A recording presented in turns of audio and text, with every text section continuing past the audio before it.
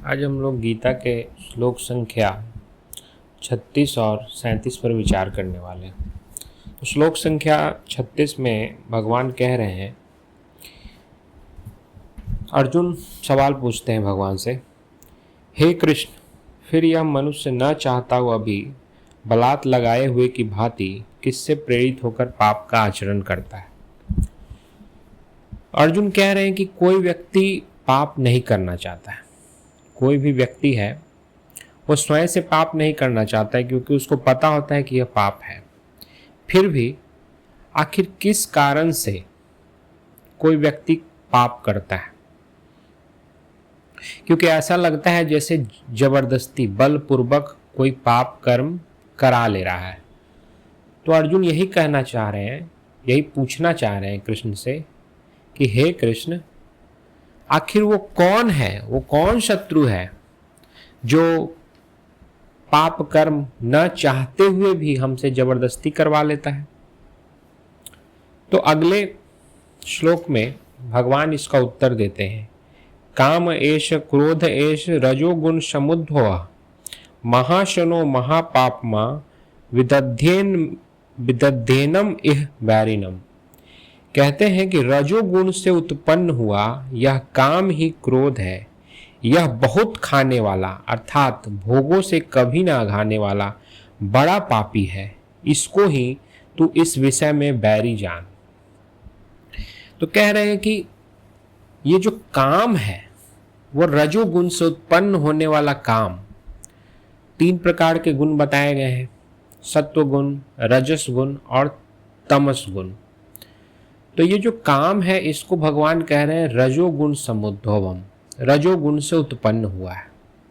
तीनों गुण की अपनी अपनी विशेषता है और इस सृष्टि के संचालन के लिए तीनों गुणों का संतुलन में होना अत्यंत आवश्यक है।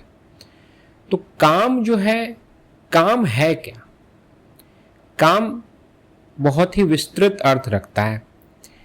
काम में हमारी सारी इच्छाएं आ जाती हैं, चाहे वो शारीरिक सुख की प्राप्ति हो या और भी किसी सुख की प्राप्ति की इच्छा हो, वह सब काम में आएगा। किसी भौतिक वस्तु की इच्छा हो, वह भी काम में आएगा।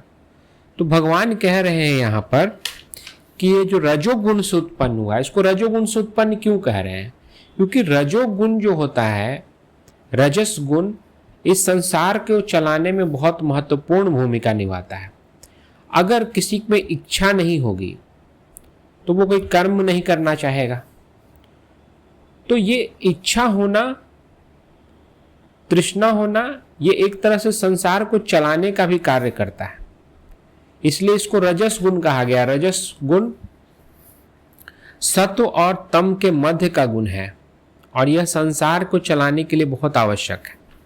तो भगवान कह रहे हैं रजोगुण से उत्पन्न हुआ यह जो काम है, यही क्रोध है। काम और क्रोध एक ही सिक्के के 2 पहलू हैं।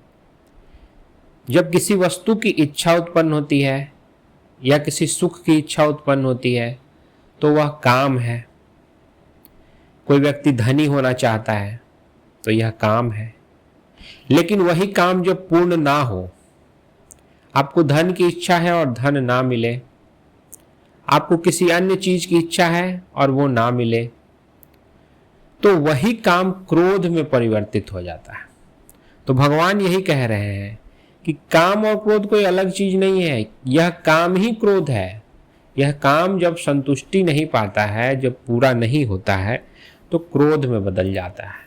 और यह महाशनः है, बहुत खाने वाला है, यानी भोगों से कभी अघाने वाला नहीं है। आप जितना भी भोग करते जाओ, जितनी भी इच्छा की पूर्ति करते जाओ, आपके अंदर मन में इच्छा उत्पन्न होगी, आप उस इच्छा की पूर्ति करोगे। तो ऐसा लगेगा कि जैसे इस इच्छा की पूर्ति होने के बाद मैं पूर्ण रूप से संतुष्ट हो जाऊंगा, लेकिन ऐसा कभी नहीं होता है।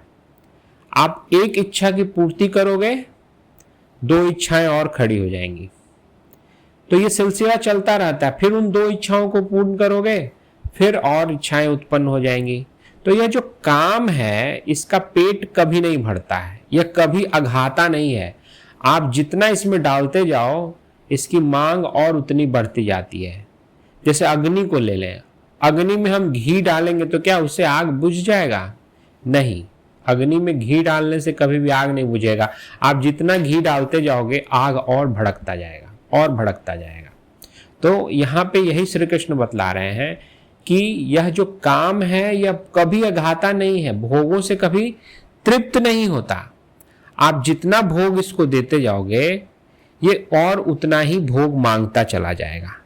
और ये महापापी है, यह महापापी है। महापापी क्यों कह रहे हैं? क्योंकि सभी पापों की जड़ यह काम ही है। हम कोई भी पाप कर्म करते हैं तो हम सोचते हैं कोई बाहर से कार्य करवा रहा है, नहीं, बाहर से नहीं करवा रहा है। हमारी इच्छाएं जब एकदम हमें आसक्त कर लेती हैं तो वह काम के रूप में परिणत हो जाती हैं और वह हमको संचालित करने लगती है।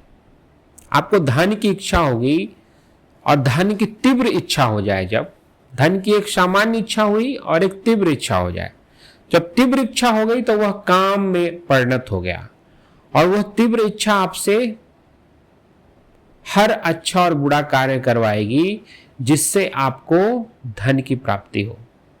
आप बुरे कार्य करने में भी संलग्न हो जाएंगे तो काम के वशीभूत जैसे ही होंगे तो पाप आचरण में प्रवृत्त हो जाएंगे, आपसे पाप होने लगेगा। इसलिए कह रहे हैं भगवान यह काम जो है महापापी है। महाशनः तो है ही, साथ ही क्या है, ये महापापी भी है। इस विषय में तू इसको ही बैरी जान। तो जो मुख्य शत्रु है वह यही पाप आत्मा, यही महाशण, यह काम ही मुख्य शत्रु है, मुख्य बैरी है। कोई बाहर से कोई कर्म नहीं करवा रहा है। ऐसा नहीं है कि कोई बाहर से कोई जबरदस्ती आपसे कार्य करवा ले रहा है, नहीं। आपके अंदर का काम, आपके अंदर की इच्छाएं, आपके अंदर भोगों को प्राप्त करने की तीव्र इच्छा, यही आपसे कर्म करा लेती है और आप पाप कर्म भी कर लेते हैं। क्योंकि इच्छाओं की पूर्ति हर हाल में आपको करनी है, उसके लिए चाहे पाप करना हो या पुण्य करना हो। तो भगवान यही बतला रहे हैं कि यह काम ही जो है मुख्य रूप से शत्रु है। यह सभी बुरे कर्म करवा लेता है हमसे। हम नहीं चाहते, हम जानते हैं कि क्या बुरा है क्या अच्छा ये हर व्यक्ति जानता है, क्या पाप है क्या पुण्य है ये हर व्यक्ति जानता है। फिर भी हमारी इच्छाएं हमको अपने वशीभूत करके हमसे पाप कर्म करा लेती हैं।